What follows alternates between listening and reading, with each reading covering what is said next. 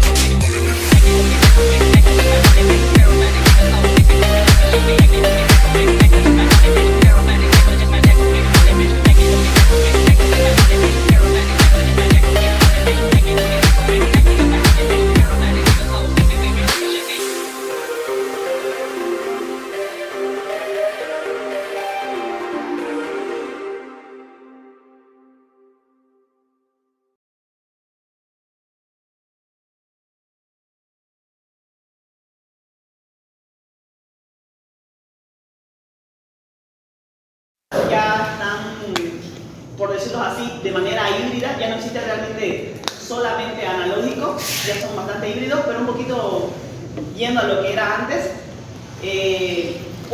Básicamente son convencionales porque tienen las entradas a los clientes que cuentan con un servicio de acceso dedicado, o ya sea de internet. Puede ser también unas redes virtuales. Esta tecnología de red permite una extensión de una red local sobre una red pública, o ya sea no controlada, como por ejemplo como puede ser internet. RTB, sus siglas son Red Telefónica Básica. Está diseñada principalmente para lo que es la transmisión de voz, ¿no? Entonces, lo que cuenta aquí, ¿puedo dejar un marcador? 2, 3, pues. Entonces, básicamente lo que es un poquito el diagrama de una red telefónica básica es que aquí contamos con un repetidor, el repetidor, y bueno, este repetidor puede estar conectado ya sea a un teléfono, puede también estar conectado a lo que es el contestador, y puede estar también conectado a lo que es un módem, que es lo que usualmente tenemos. Y bueno, de modem también se puede conectar obviamente a las computadoras. ¿Cómo funciona esto de lo de la central? ¿No? Entonces, tenemos una central telefónica, va a ser esta casita de aquí, esta grandecita. Y de la central telefónica, todos como conocerán en sus casas, lo que les llega es que a través del tendido, porque son finalmente por cables, llega a lo que es a la casa del consumidor, ¿no? Entonces aquí destina un cablecito. Usualmente este cablecito, esto es RTB o RTC, a ver, en alguna parte anoté. Bueno, que este cablecito es conocido como un par trenzado, en lo que está dividido ya sea tanto la voz y también lo que retorna. ¿Dónde me quedé? Bueno, esta es una red clásica, los terminales son los teléfonos y se comunican con la central de conmutación, que son las centrales telefónicas, a través de un solo canal compartido por la señal de micrófono y de auriculares. En este caso, los datos, para que uno pueda transmitir a través de esto, porque esto es para un solo canal, que es solamente la voz, para poder transmitir datos ya se necesita lo que es un supresor de eco, que igual se puede hacer, ¿no? En la actualidad están hechas así. Las señales de control, que son el famoso descolgar, marcar, colgar, etc., se realizan mediante lo que es la apertura y el cierre de bucle de abandono. Y en la actividad se hace mediante el tono, en la actualidad, perdón, se hace mediante lo que es el tono que se envía a la terminal telefónica o a la central. Lo que es el RTC, que es la red conmutada convencional, antes solamente estaba designado para lo que era el RTB, pero en la actualidad esa sigla está para las dos formas, para el RTB y para el RDSI, que es la red digital de servicio integrado. Porque como les comentaba, ya no existe solo de manera analógica, ya está combinado con lo que es la señal digital.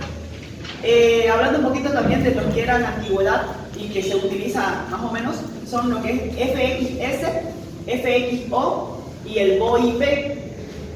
Básicamente lo que es este FXS, si pueden verlo un poquito de mayor claridad, siempre va el FXS y el FXO.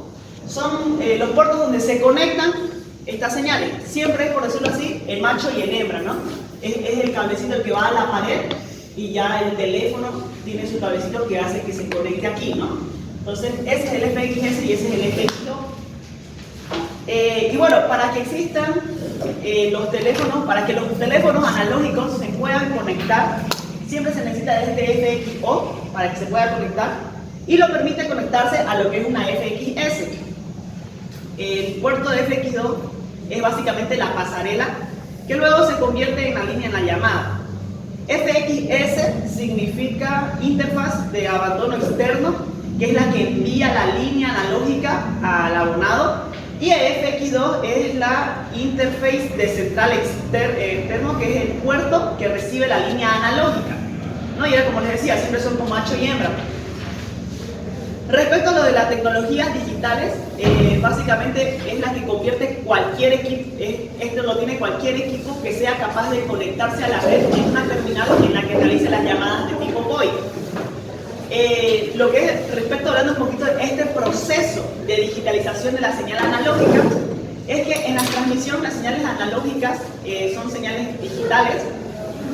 Básicamente, ¿con qué objetivo queremos que la señal sea digital? Es facilitar el proceso de lo que es la codificación y la compresión de esta información, y se hace con una señal resultante, que esta ya se le conoce como la señal digital. Lo bueno de que sea esto señal digital, que no vaya solo en analógico, es que lo que ayuda es que ya no haya tanto ruido y en las otras interfaces, lo que lo hace un poco más accesible que la señal analógica. ¿Cuál es el proceso para llevar esta señal analógica a digital? Se utilizan 4, que son lo que es el muestreo, la retención, la cuantificación y la codificación. ¿Qué es el muestreo? Bueno, como sabrán, la voz son básicamente ondas, ¿no? Ondas senoidales. Entonces, esta de aquí es la onda. Entonces nuestra voz está compuesta por varias ondas. Entonces lo que hace el muestreo es que como tenemos que llevarlo a señales analógicas, ¿no? Que son lo de los bits, los 0 y 1, en la parte de muestreo es que intenta llevarlo lo más verídico posible, viendo esto, ¿no? Entonces, por ejemplo, dice, a ver, voy a poner un puntito aquí. Entonces, cuando ellos lo están llevando ya a su señal digital, dice, había un puntito, y bueno, este puntito tiene diferentes coordenadas, ¿no? Entonces, era un puntito aquí. Luego, si pongo otro puntito aquí, digamos, lo tenía aquí arriba. Entonces tenía su amplitud y demás. Y sigue marcando puntos para más o menos referenciar cómo era la ley, ¿no? Y luego poderla deconstruir nuevamente. Entonces, ¿cuál es el detalle aquí? Mientras menos puntos, obviamente, si solamente lo hubiera hecho con 4 puntos, tal vez hubiera quedado muy diferente a lo que era antes. Tal vez perdí, qué sé yo, amplitud un poquito, otro poco por allá. Entonces, de eso es lo que depende de lo que es la frecuencia de muestreo. Mientras mayor sea la frecuencia de muestreo, se va a parecer mucho más a la original. Eso es lo que es el muestreo. Luego tenemos lo que es la retención, que es básicamente estas muestras tomadas, cuando ya es para reconstruir la señal, ¿dónde está? Pasan por un circuito que es llamado el HOD y tienen tiempo suficiente para permitir evaluar el nivel, básicamente cuantificarlo. Luego tenemos lo que es la cuantificación. En este proceso se mide el nivel de voltaje de cada una de estas muestras, ¿no? Que era lo que les estaba diciendo, tienen diferentes parámetros. Entonces, ¿cuánto tiene el voltaje de esto? ¿Cuánto tiene el voltaje de esto? Y demás. Una vez que se hace esto, se consiste en asignarle un margen de valor a esa señal, analizándolo y poniéndolo como un único valor de nivel de salida. ¿Cuál es un problema que tiene esto de las cuantificaciones? Es que su versión ideal añade un poco de señal que no es deseada. A esto se le conoce como el ruido de cuantificación. Luego tenemos lo que es la codificación, que ya consiste en traducir todos estos valores que tenían un nivel de voltaje y ya traducirlo en código binario, que son los ceros y unos, ¿no? Entonces, esto, como decía, tenía voltaje 1, voltaje 3, y a todo eso lo traduce a información de voltaje. Ahora, ¿cómo se digitaliza la voz? ¿No? Entonces, aquí ya vimos cómo lo llevó a código binario. Lo que hace es empaquetarlo, ya estamos bastante relacionados con lo que son los paquetes. Entonces, ¿qué hace al empaquetarlo?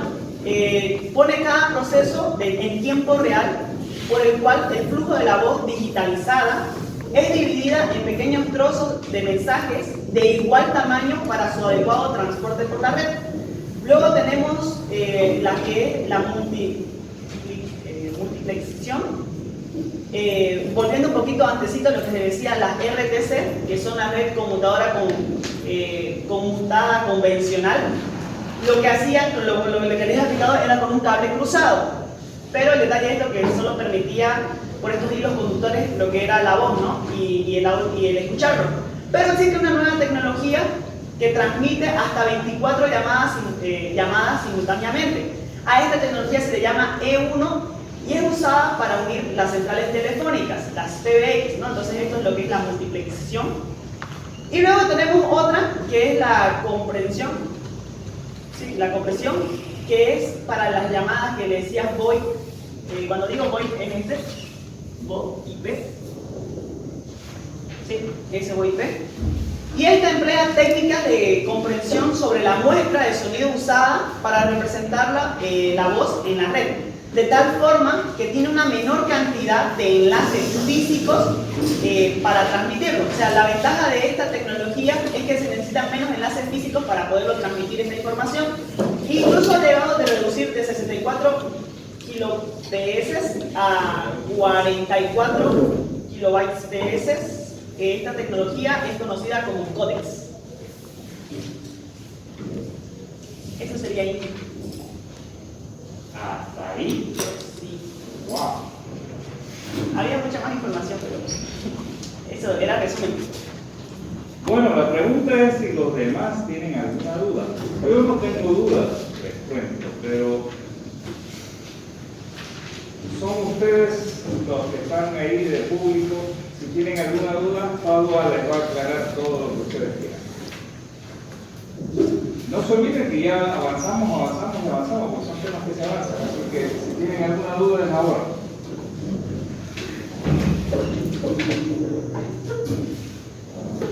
Pablo dijo todo, pero totalmente desorganizado. Era mucha información. Totalmente así dijo de todo. Un poco más y nos pasa la forma de hacer el arroz. Ya cae. Es que me metió el tema y había mucha información. Y ya, suficiente. ¿Alguien tiene alguna duda de lo que quieran aclarar, expandir?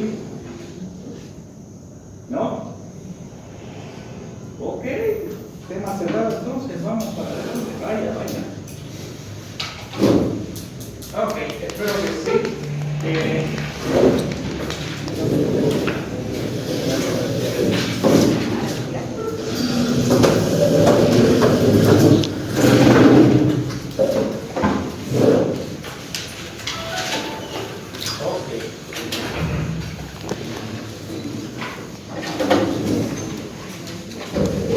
A ver, este tema de telefonía es amplio, muy amplio.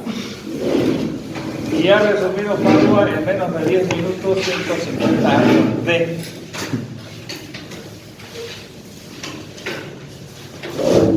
150 años. Hay varias cosas que es importante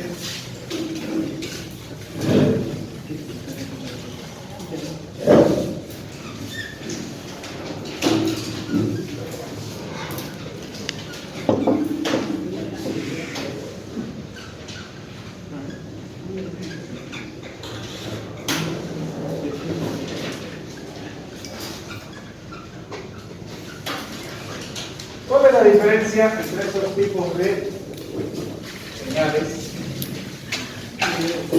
Aparte del nombre, por supuesto. El analógico funciona como igual de vuelta.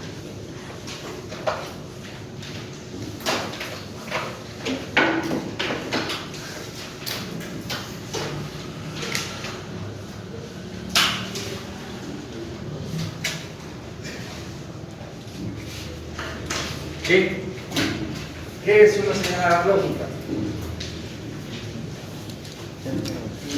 Todos, ¿no? Hablan de analógica y señal digital. Bueno, ¿qué es una señal analógica?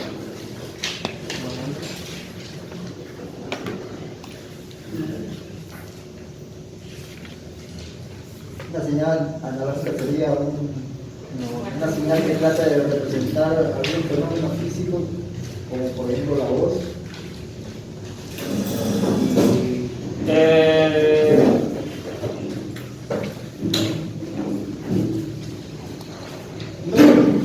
Algún fenómeno físico. Claro, como la voz puede ser un signo también, o Ya, pero en definición matemática, ¿qué sería una señal analógica? Obviamente eso es matemática. ¿Qué sería una señal analógica?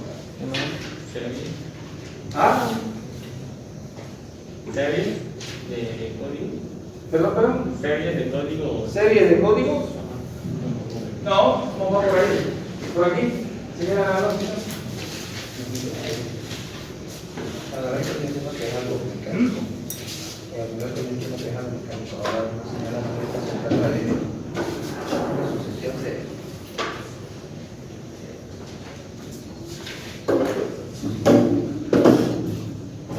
Ahora, si quieren al revés, ¿qué es una señal digital? Vamos, ¿no? Porque esos son los términos que se usan, ¿no? Es que son sistemas analógicos. Bueno, pues ¿qué es una señal analógica? ¿Qué es una señal digital? una señal digital, podría ser algo computarizado. Algo computarizado. O sea que, bueno, por si acaso, esto puede parecer esto. Las primeras computadoras son unas computadoras analógicas y son las más rápidas que hay. Es interesantísimo, pero las computadoras analógicas son más rápidas que las digitales. Ahí lean y van a encontrar cosas súper interesantes de computadoras analógicas. ¿Sí? Bueno, pero ¿qué es una señal analógica? A ver. No, ay, lapicero. A ver, se dice que en un eje cartesiano, en función del tiempo, bla, bla, bla, una señal analógica es cualquier señal que sea continua en el tiempo. ¿Sí? Desde el punto de vista matemático, una señal analógica es una señal continua en el tiempo. ¿Sí? Puede tener positivos, puede tener negativos, pero nunca tiene una discontinuidad. Bueno, matemáticamente, ¿qué es una discontinuidad? ¿Usted qué está haciendo? ¿Qué es una discontinuidad? Que se corta, que no es continuo. ¿Que se corta? ¿Qué sería una discontinuidad matemáticamente? Voy a decir lo mismo que yo. Que se corta.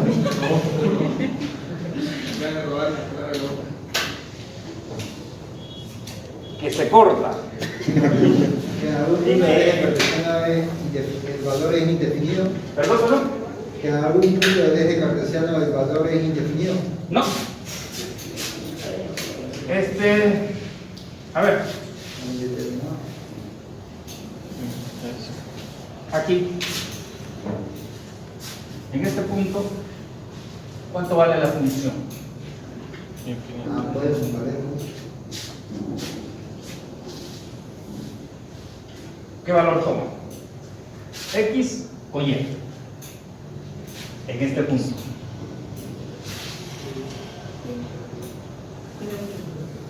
¿Ah? Eso es una discontinuidad.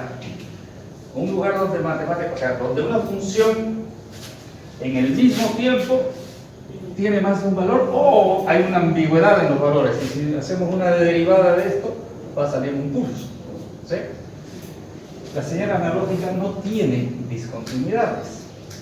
Siempre aparecerá en algún tiempo t, este de t más es igual a este de t y es igual a este de t menos. O sea, matemáticamente lo que quiere decir es, si me voy una, no, lo que te dice, ¿no? Una pequeña fracción hacia la derecha del tiempo t o una pequeña fracción hacia la izquierda del tiempo t y lo comparo con el tiempo t, siempre va a haber valores y matemáticamente va a ser el mismo valor, ¿no? Infinitesimalmente el mismo valor. Entonces eso es más o menos como se podría definir una señal analógica. Una señal analógica es una señal continua, ¿sí? Continua, que existe y que, por supuesto, hay muchas cosas en la, y entre ellas, como decía por aquí, la voz es una de las, ¿no?, señales analógicas que nosotros emitimos porque no existe discontinuidades, interesantemente. Es una arbitrariedad en la voz, no es una señal, por si acaso, no es una señal senoidal. Ah, perdón. Aquí dijo, por ahí dijo senoidal, ¿no? Pero bueno, no importa. Lo que sí es importante es que es una composición rarísima de cosas, ¿no? Y son diferentes las composiciones. Y si nosotros llevaríamos esto a Fourier, ¿se acuerdan de Fourier? Sí. Cuando hacemos el análisis y decimos que matemáticamente podemos hacer y asumir que es una señal periódica y la descomponemos en sus componentes, vamos a encontrar que no es nada más que componentes de senos y cosenos, pues, matemáticamente. Y hay, ¿sí?, valores interesantes en la voz del ser humano. ¿Sí? Tono. Hay un término, ¿no? Se llama un tono. No, el tono mío no es el mismo que el de Pablo, ni es el mismo que Juana, etcétera, etcétera. Entonces, la voz es una composición de varias cosas que en un conjunto identifican a la persona, ¿sí? El tono de Juan es diferente que el de Pedro y el oído humano se acostumbra y asocia la voz a una persona. Usted cuando habla por teléfono reconoce a la persona por lo que le habla, porque hay esas energías en diferentes frecuencias que hace que usted, Juan, ¿no? Pedro, y así uno puede ir reconociendo. Entonces, la voz es un conjunto de señales analógicas todas que están metidas y entonces aparecen otros términos ahí de Entonces, ¿qué es lo que hicieron los señores estos de las redes telefónicas? Lo que habían hecho es lo que habíamos dibujado en clase anterior, allá en el laboratorio. Querían enviar la señal de la voz a la mayor distancia posible. ¿Y cómo era eso? A través de un transductor, de convertir la voz en una señal eléctrica, que normalmente, si es analógica, será también analógica, ¿sí? Y se manda hasta donde corresponde. Ok. Me avisan si algo hay para copiar, si no borramos. Ok. Entonces, estas centrales telefónicas que estaban conectadas y empezaron a crecer, y en cada pueblo donde podía, este señor Graham Bell empezó a instalar, y de eso sucedió en todas partes del mundo, ¿sí? Muchas centrales telefónicas, cada quien resolvía su problema local. El tema es que de pronto surgió la necesidad de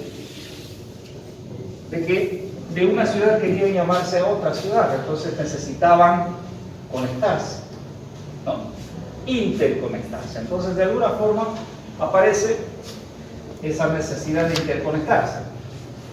Y por supuesto, podrán conectarse tal vez a través de, vamos a dibujar a través de una central que van a ser la red de una interconectividad, no lo sé. El término es que las centrales telefónicas locales necesitan interconectarse entre sí para formar lo que nosotros llamamos a esto todo desde aquí hasta aquí es lo que se llama la Public Switched Telephone Network, ¿no?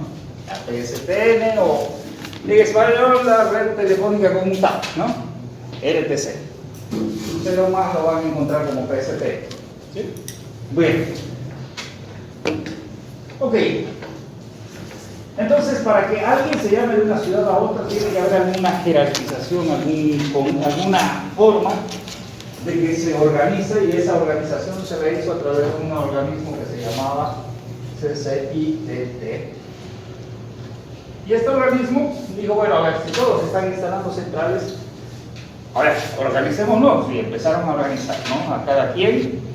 Entonces, dijeron, bueno, tenemos que tener códigos.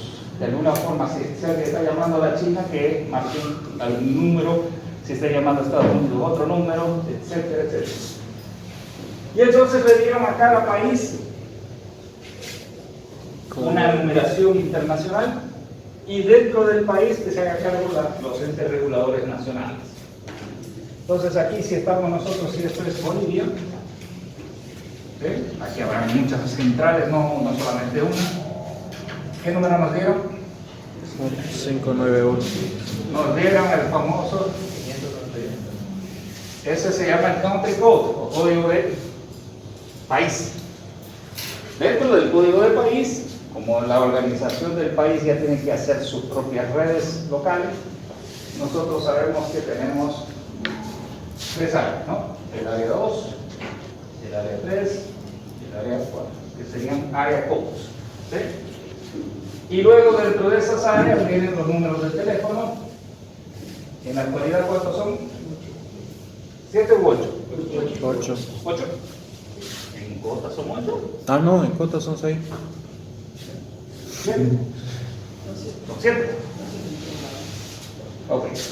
Entonces, un elemento de la red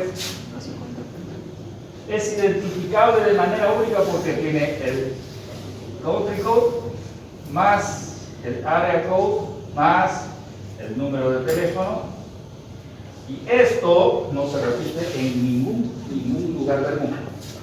¿Sí? Cada elemento de la red telefónica entonces es identificable de manera única, absolutamente única.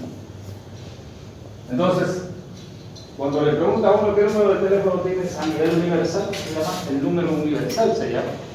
Entonces, 591, si vive en Santa Cruz 3, aquí 3, 33, 33, 33, por decir algún número, 2, 4, 6, 7, ¿ya?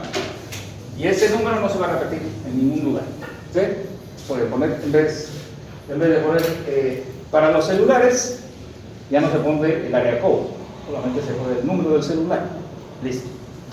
Y ese número es el número universal, ¿sí? Bien. Hasta ahí va bien. Ahora, ¿por qué se llaman centrales o por qué se llamaban centrales analógicas?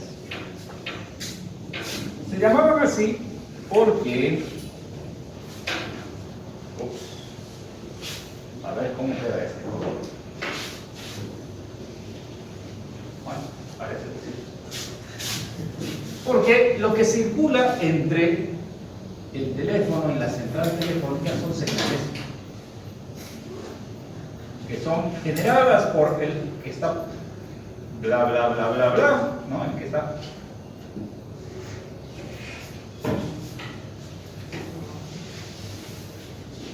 hablando se convierte en señal eléctrica, y como señal eléctrica se mueve hacia la central telefónica o de la central telefónica. Analógica, no hay nada digital en él. Ahora, cuando llega la central puede o no ser digital o analógica, depende de qué sea. No sabemos qué tecnología tenga aquí, pero cualquiera que sea la tecnología, seguro que si es analógica seguirá trabajando con las señales analógicas, y si es digital deberá tener a la entrada un conversor para que lo convierta, esa señal analógica sea convertida en señal digital y pueda trabajarse como señal digital. ¿Sí? Con todo lo que había hecho Pablo aquí, con toda esta teoría, ¿no?, de la digitalización de la voz. Bueno, ahora, estas centrales que están ubicadas en cada una de las ciudades, países, lugares, etcétera, pueblos, ¿es lo que hace? Resaltador. ¿Ah? Resaltador. ¿Resalta? Vale. No queremos resaltar, entonces. Creo que no hay muchas opciones de color. Bueno, ¿se acuerdan ustedes cuando estábamos haciendo la unión de conmutadores, de switches Ethernet? Los conectábamos los switches entre dos switches, pero se tuvo que desarrollar un protocolo para los dos switches, para las troncales. ¿Por qué era? ¿Por qué se tenía que tener esa? Por el STP. No, a ver. Estoy hablando de cuando teníamos dos switches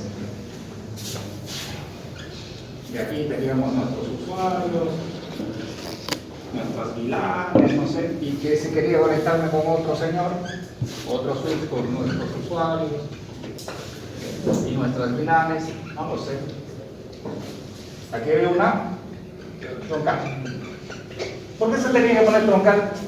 Para que permita tanto escuchar como si tiene que tener las dos.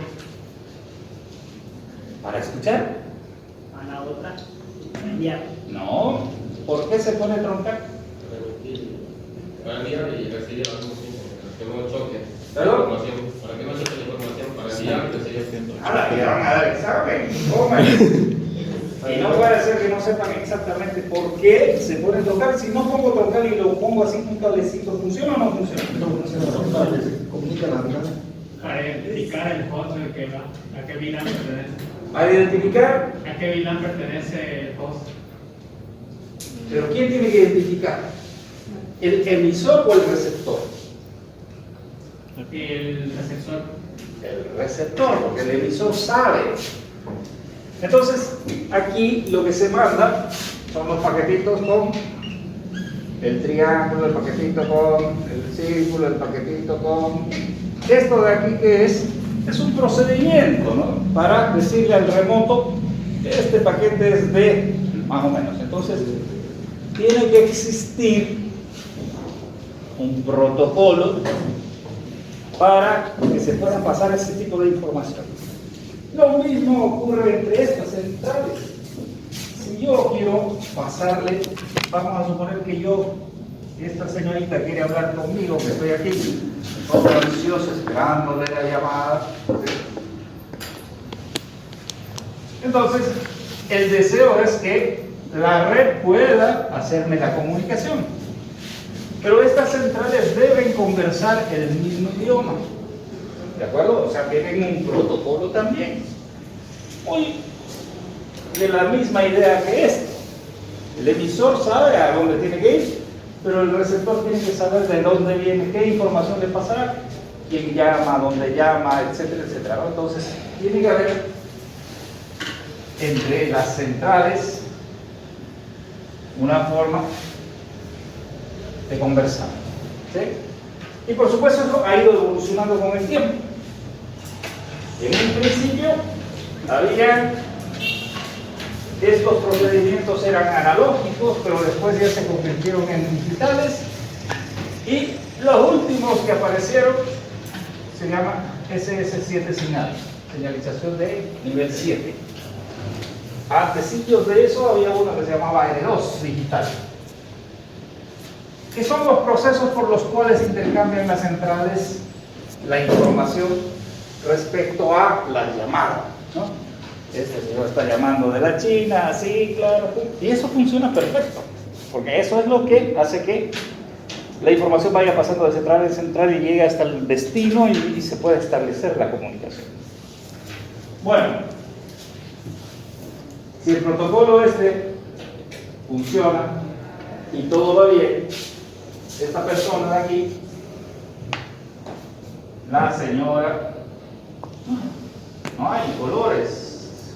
Bueno, vamos a hacer como lo que va a suceder, quizás si todo va bien, es que voy a. Pero no hay colores, pero hay más grueso, ¿no? Voy a lograr establecer, y en realidad es que esta STN me va a establecer una conexión entre esos dos abonados.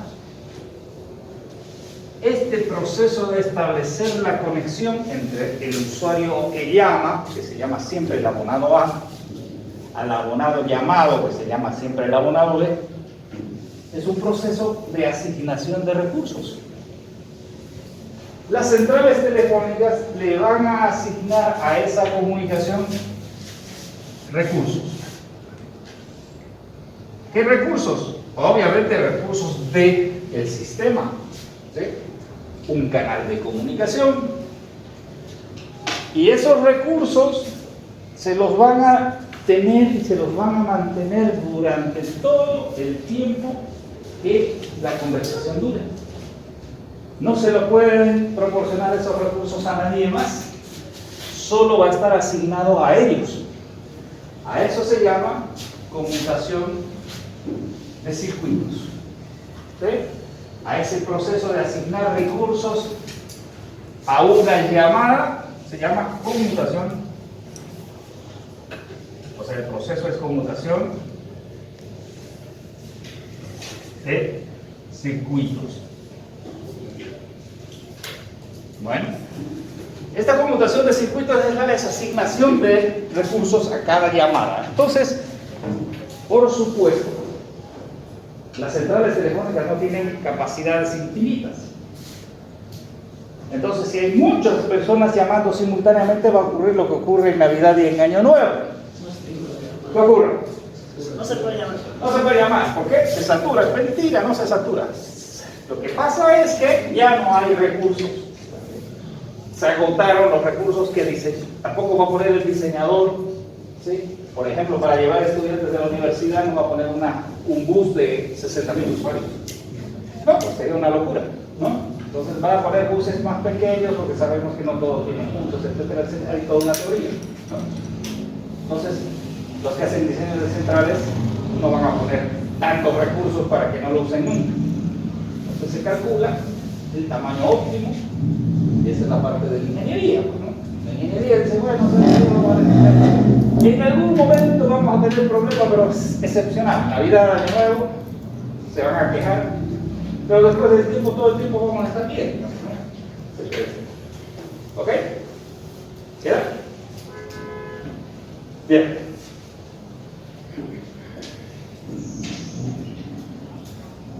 No sé si tienen algo ahí para que lo huele, limpie, muerde.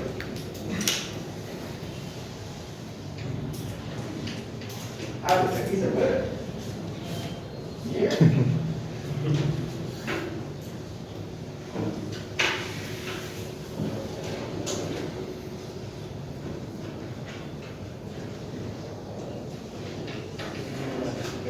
Bien. Aquí, en el inicio de las centrales telefónicas, ocurrió el drama más grave que pudo haberle ocurrido a estos señores, pero por supuesto, nadie es mago para saber lo que iba a ocurrir. Estas comunicaciones entre centrales son comunicaciones de larga distancia, cuestan dinero, ¿sí?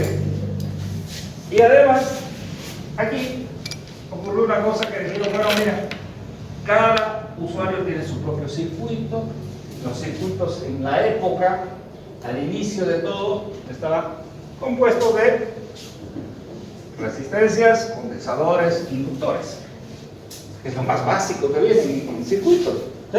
No había circuitos integrados, nada. O sea, era lo más básico que llevamos en física, ¿no? Eso se lleva en física básica, ¿no?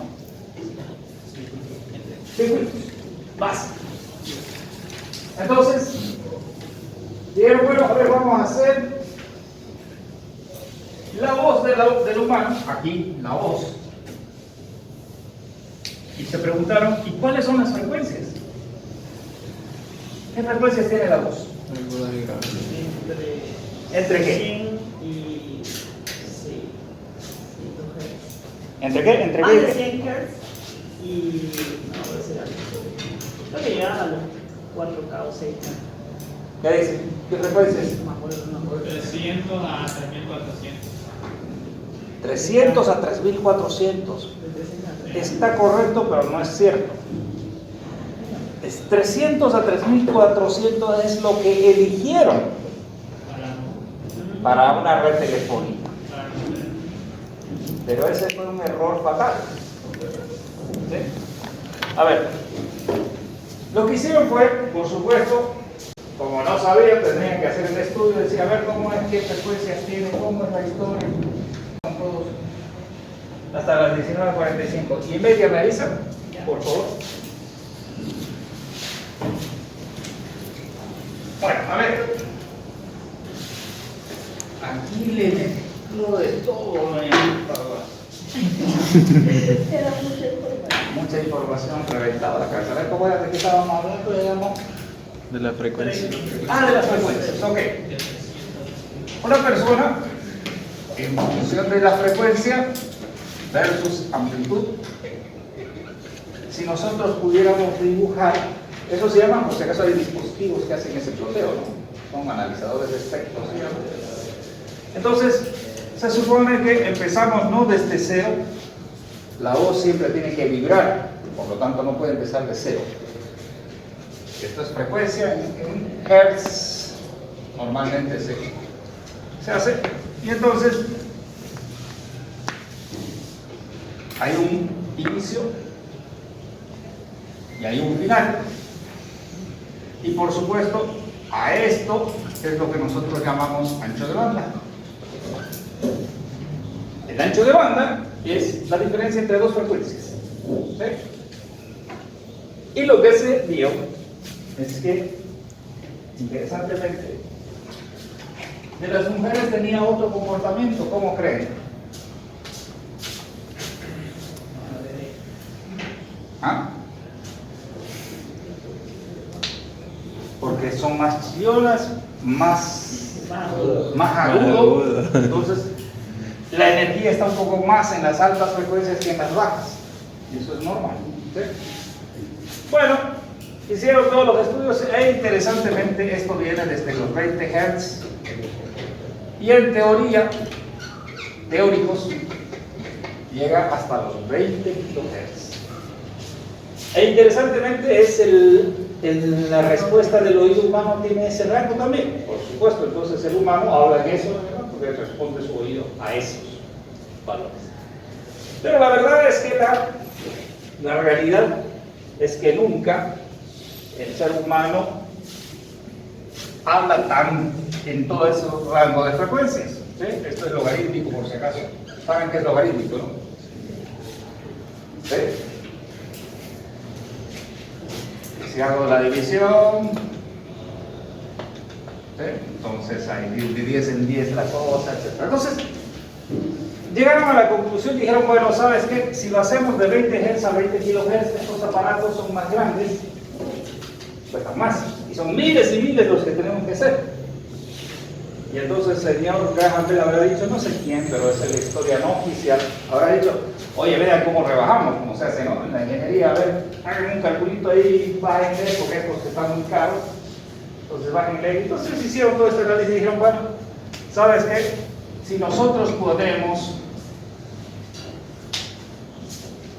hasta solamente desde los, ¿cuántos? 300.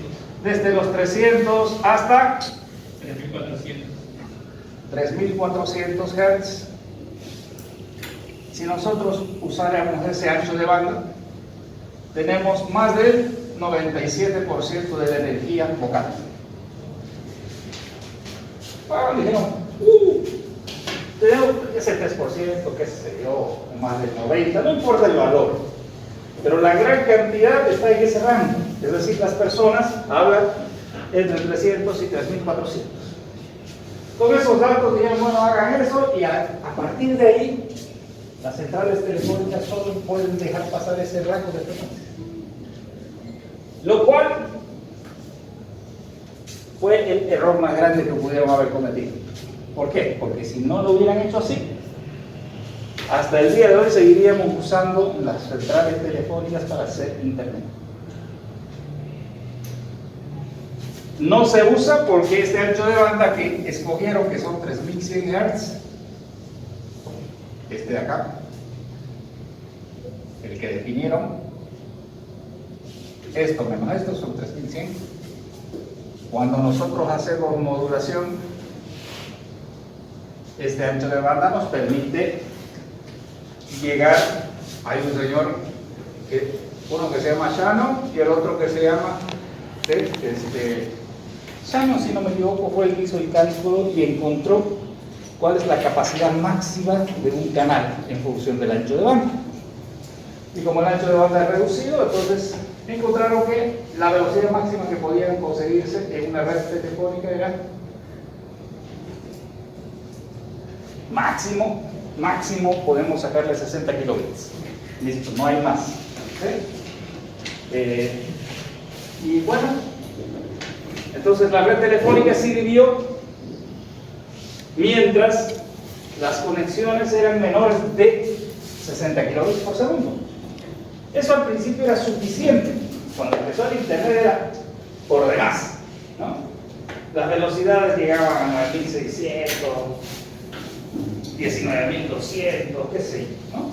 Pero conforme fue pasando el tiempo, de pronto se dieron cuenta que eso no era suficiente, ¿no? Nadie quiere navegar a 19200 en la actualidad, pero ya la red no da, ¿sí? Si subo de 60, ya está. Entonces a esto que me permite la red telefónica es lo que se llama banda angosta. Banda angosta se llama a todo aquel tráfico que se puede realizar en una red telefónica y que por supuesto está limitada, ¿sí?, por la misma red. La red. ¿Y por qué está limitada? Porque escogieron esta vaina, ¿sí?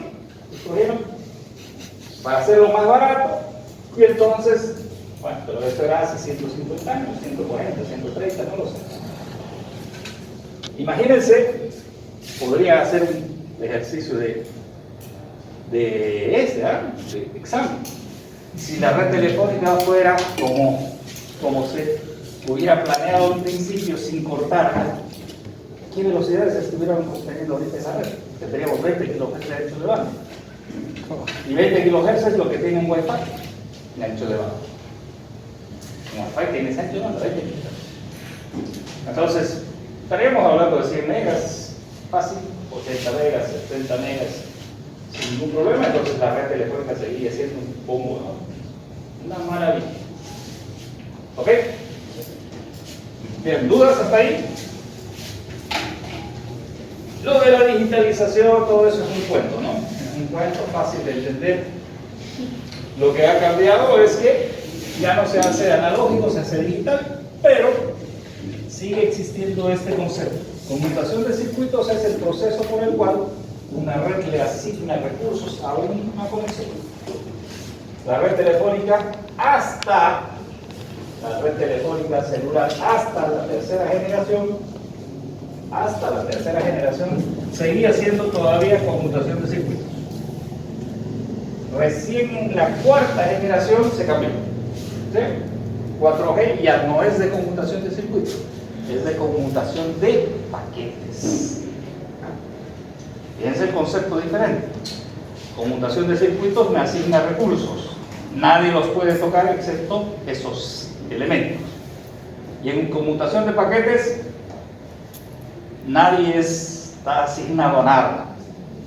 Los paquetes van a fluir de acuerdo al routing, a todo lo que se conoce, pero no hay asignación a nadie. ¿Sí? Eso es básicamente la cosa. Ok.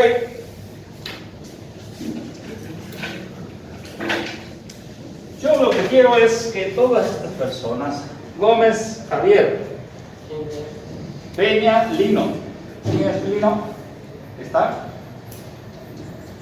y Fadua, 3. Saquen una hoja. Ustedes 3 pongan su nombrecito ahí. Y lo que quiero es que me hagan el gráfico de lo que hicieron en el laboratorio. Cada uno en su lugar. Nada, se pinchó la llanta. Bueno, ¿cuál llanta? Me van a decir cuál llanta se pinchó. Lo mismo es para Oni Morón, Ronald Pérez y Ochoa Mamani. Y después les voy a comentar cuáles. ¿Sí? Todos.